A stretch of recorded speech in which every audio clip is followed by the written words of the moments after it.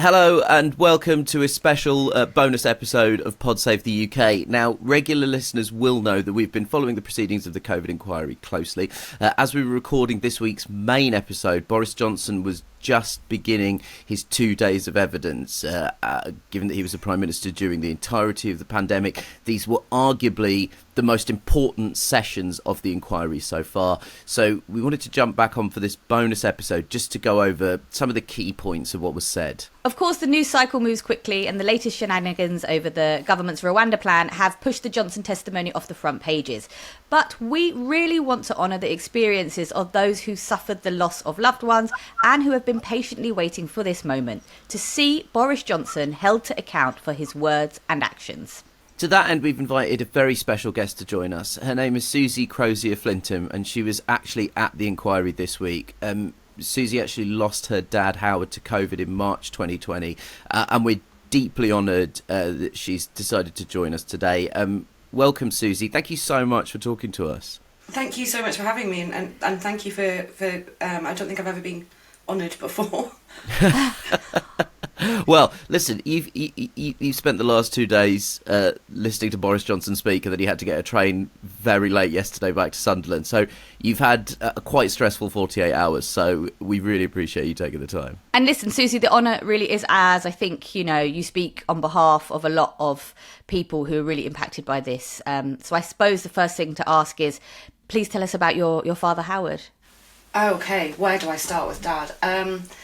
So, like me, he was a teacher. He taught in the same school for his entire career, which meant that he taught generations of the same family.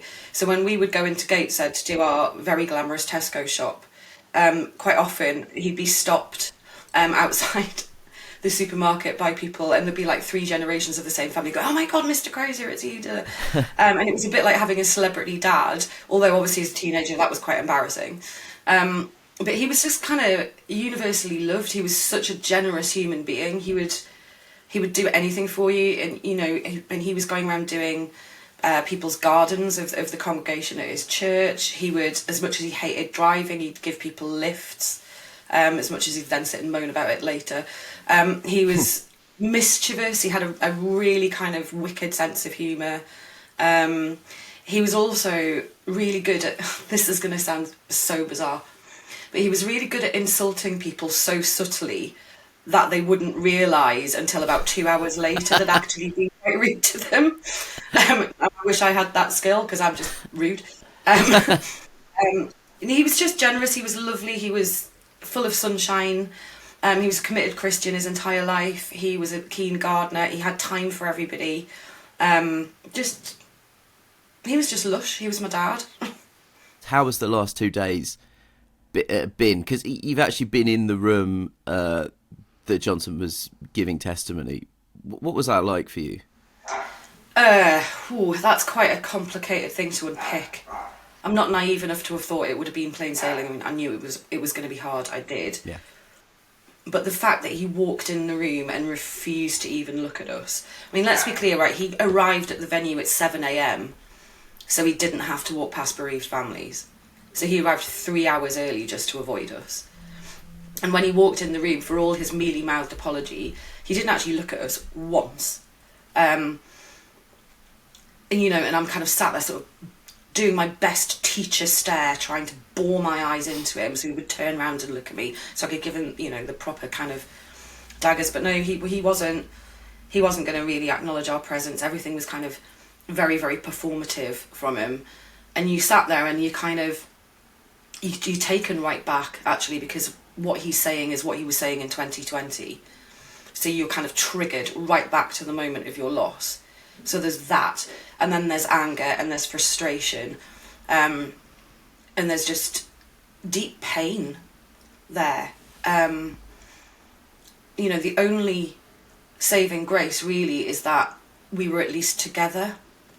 We could support each other, because there was no help coming from the chair either. And it was, and then just listening to him obfuscate and lie and be the Boris Johnson show as if, he's some sort of showbiz celebrity is just galling, is utterly galling. I don't know how many times I can say the word disrespectful, but I mean that I guess is probably the most appropriate word to describe how it was. He was just so disrespectful to us. Susie, I wanted to just ask you, because you talked about the experience of having to relive your own loss, as he's kind of recounting some of the same lines that he did back in 2020. And just sorry to make you tell me about this again, but we spoke about your father Howard, but we didn't really say that he caught COVID, and that was horrible for you, and you couldn't see him. And I just wondered if you wouldn't mind just sharing a few lines on that, just to really remind everyone of the sacrifices you were making while the man in front of you yesterday didn't. Yeah, I mean, I think unless you kind of went through it, you don't necessarily know the realities of COVID itself. Like, we were all locked down, we were all betrayed by Partygate and all of that. But for me, Dad went into hospital on the 15th of March. So this was the, oh, please don't go to the pub speech. Yeah. Dad went in with pneumonia, which was horrible in itself, because of course you think the worst immediately. And I was able to see him. Obviously we hadn't locked down at that point, and I was able to see him. And in a couple of days, he was on the mend. He was laughing. He was singing. His favourite thing to sing are some dreadful Gilbert and Sullivan tunes. And we were singing hymns. As I said, you know, he was a Christian his entire life. He was laughing, he was joking, and I thought, brilliant. He's going to be out. He'll be able to go back to his care home. It'll be fine. And then on the Sunday, I turned up, and he was in about the 4th ward by this point. He'd been moved so many times, it was ridiculous. And I turned up on the Sunday, and they said, oh no, we've closed the male part of this ward because we've admitted a COVID patient. So this is the 22nd of March. We still hadn't locked down. And I'm kind of stood there outside the ward kind of going, what? What do you mean you've admitted it? Why aren't they isolated? Why aren't they in a separate room? Why have you put them on a ward with really vulnerable human beings? You've admitted, I don't understand. And I was sent, and I'm sort of stood in the car park thinking, how on earth do I drive? What do I do? Is this the last time I'm ever going to see him? And I came home, and I just said to my partner, I said, I really don't like this. I really don't like this. I'm not going to see him again.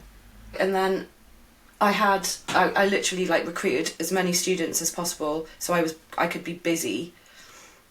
And then I got a phone call on the Wednesday to say, it's end of life, you need to be here. God.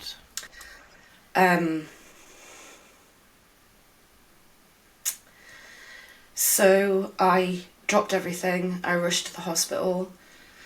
He was on yet another ward.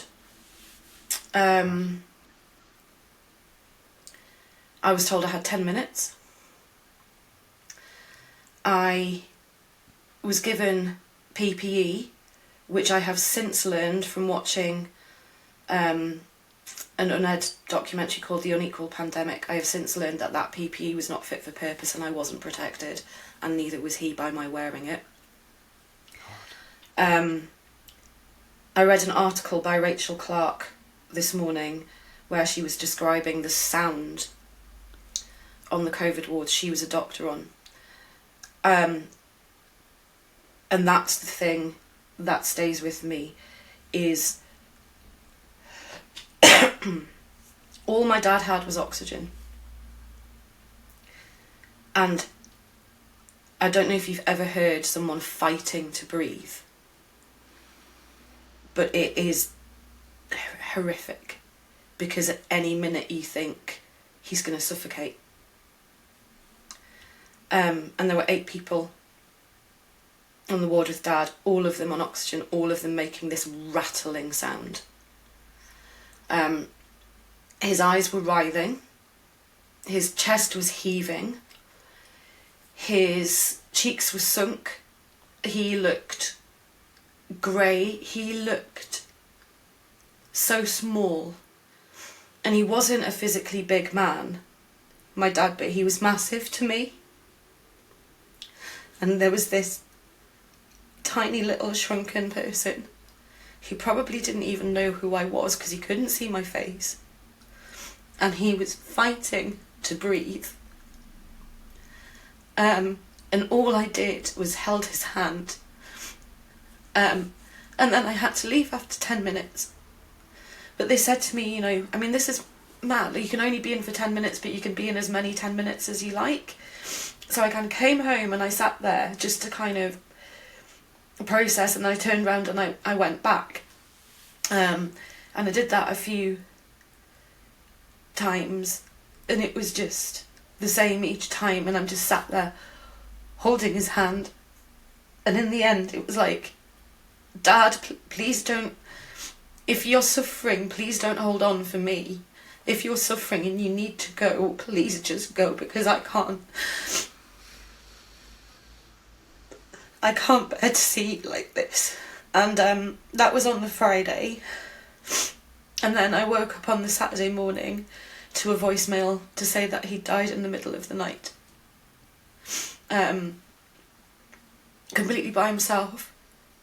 In a hospital that he hated hospitals. He didn't go to the doctors. He was a really healthy man, bar his kind of Parkinson's and dementia. But physically, he was very, very fit. He used to walk for 6 miles every day, right up until the day we put him into a care home.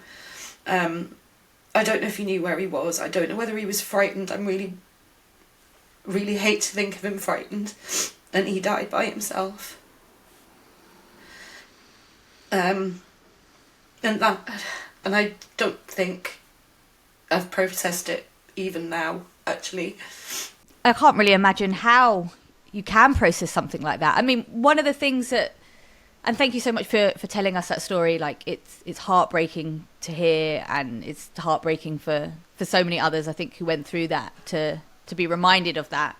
Do you think in some way this inquiry has helped with the processing? I mean, that's always meant to be one of the aims, right? Like, it's a kind of national closure experience, an inquiry. Has that actually been the case for you?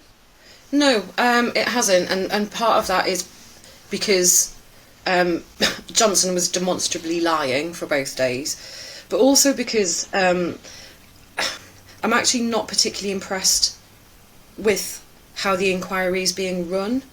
So, for example, yesterday the chair didn't stop Johnson talking over counsel, and counsel were obviously trying to get to the crux of the matter, and he kept interrupting and cutting them off, and she didn't stop that. And then at the end of the inquiry hearing yesterday, he basically made an impromptu party political broadcast, which she didn't stop. She told those of us in the public gallery who were reacting emotionally by gasping that we had to be quiet. So, that just the way that the inquiry is being conducted it's not set up for those of us who are bereaved at all. And I don't even think it's set up to really be as interrogative as it could be. Our legal team are amazing. All the core participant legal teams are amazing. But and you could have predicted exactly what he was going to do. He was going to bluster. He was going to interrupt. He was going to obfuscate.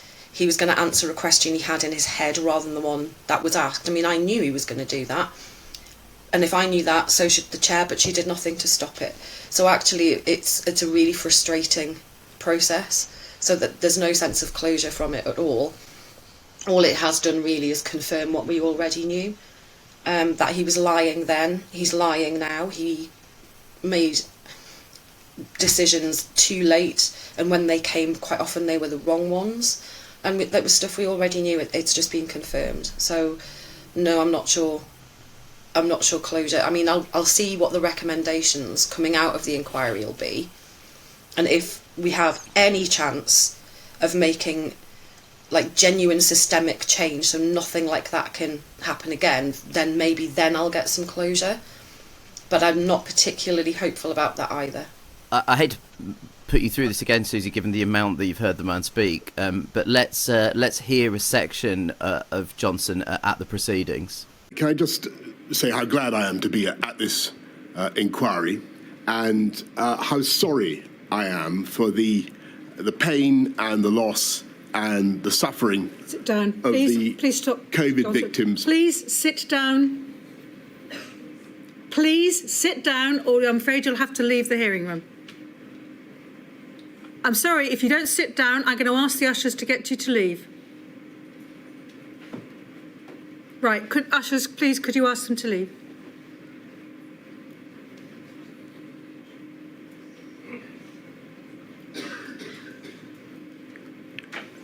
Could I say, by your leave, that I understand the feelings of these victims and their families, and I am deeply sorry for the pain and the loss and the suffering of those victims and their families.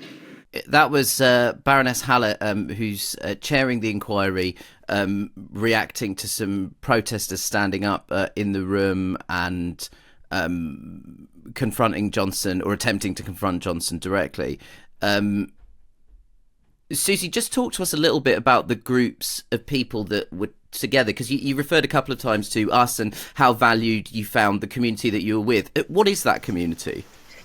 So my community is the COVID-19 Bereaved Families for Justice group.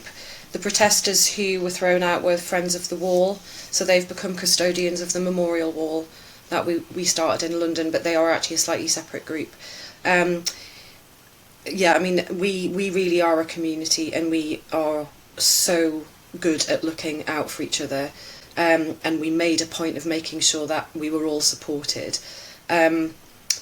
Yeah, and it makes a difference being with other bereaved people, because we understand it in a way that people who aren't bereaved just wouldn't. I do think, however, the way that Baroness Hallett treated those protesters who stood up was appalling, because all they did was stand. You know, it's not like they were shouting obscenities or using the language that we've heard come out of Johnson's mouth recently. They just stood there in silent dignity, holding pictures of their loved ones. I mean, I stayed sat with a picture of my loved one, but there were inquiry staff telling bereaved families with pictures of their loved ones to just, can we please move the picture lower because it's distracting? To whom? To whom is it distracting? But yes, it is really important to be there with fellow bereaved people, because we can support each other in a way that I don't think other people can. The first day of testimony, a lot of the reporting about it was reflecting on Johnson striking a more serious and contemplative tone than we're used to with him. But as ever with Johnson, his thin-skinned nature revealed itself in the second day of questioning. And here is Johnson being, I think it's fair to say, audibly rattled by Hugo Keith's line of questioning. You say at the bottom of the page, according to Sir Patrick Vallance, we're in a really tough spot, a complete shambles. I really don't want to do another national lockdown. You are told that if you want to go down this route of letting go, you need to tell people. You need to tell them you're going to allow people to die. Was your position, Mr. Johnson, that in light of your views secretly held about people dying having reached their time anyway, that you were obliged to reject the advice of your advisors that there be a circuit breaker? No. That there be no national lockdown until the last possible moment? No. And that you would try a tier system? No. No. So the implication of the implication that you're trying to draw from those conversations is completely wrong. And my position was that we had to save human life at all ages, and that was the objective of the strategy. He gets a bit tetchy. He comes across a bit arrogant. It's hard to read whether in those moments, like, you know, the interrogation is working, so to speak, or actually he just sort of reveals a side to him that is kind of chilling. And I wondered how you felt seeing those moments where it got a bit heated in the room. For me, actually, I think it's a good thing to see him getting rattled, because it means that he knows that his lies aren't working. The interesting point for me was when Hugo Keith, and I did a little tally, he mentioned 8 separate moments of evidence about they let the bodies pile high, let it rip kind of narrative. And he listed them, and even Boris Johnson was silent for a minute.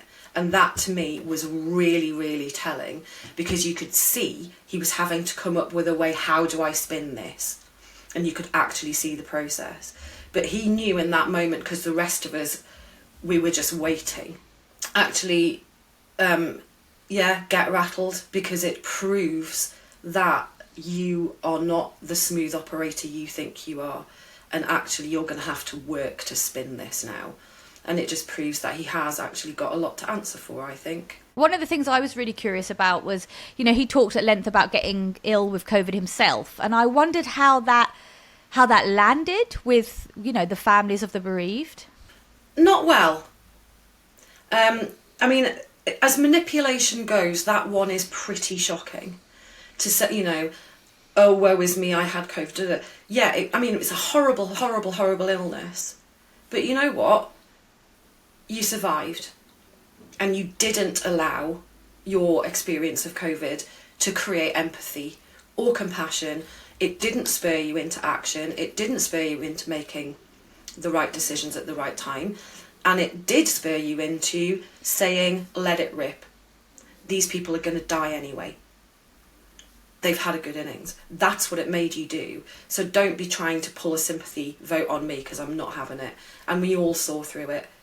It was one of the things that we were disgusted by in the break when we were actually allowed to communicate with each other. We were all absolutely furious at that. Because how dare you try and manipulate the bereaved? There's no moral there, is there? If you're going to go, oh, let's play for sympathy from the bereaved. No, absolutely not. Yeah, Susie, we should also say that he tried to contextualise some of those remarks by saying that he spoke, and this is a direct quote, in an unpolished way.